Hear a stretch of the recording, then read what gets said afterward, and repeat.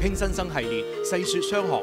你哋自家品牌嗰啲產品嘅特色係點樣㗎？有冇啲咩特別嘅好處㗎？個品牌嘅名我叫寵色啊 ，Patchouli。寵色呢個寵色就係由愛而起嘅。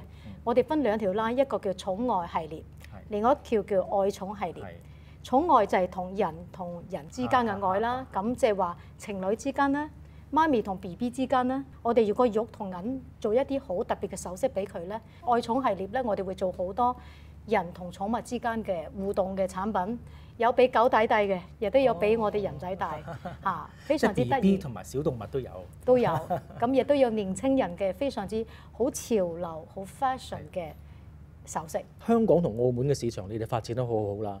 咁內地嘅市場咁大，你哋點樣可以去攻打呢個內地嘅市場呢？我都係想與時並進咧，就玩 online。咁當然咧，到 offline 都會開翻啲 pop up shop 嚟match 翻我哋啲嘢嘅。我成日講有危就有機。咁反而我而家用翻 online 嘅話咧，咁即係話喺個洗牌過程中咧，大家都面對同一個問題咧，喺同一個起跑線上邊，睇邊個係跑得贏咯。咁我反而覺得呢個對我嚟講，想推一個中國咁大嘅市場係一個機會。工業界咧一定唔可以固步自封，就算你嘅業績好好都好咧，你都要不斷有新產品、有新嘅概念推出嚟，先至可以維持你嘅競爭力。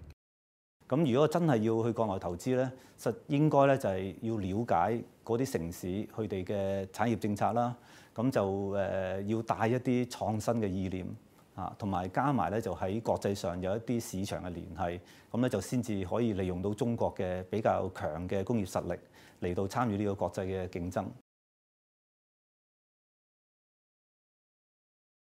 記得訂閱、點讚同埋 share 超毅理想頻道。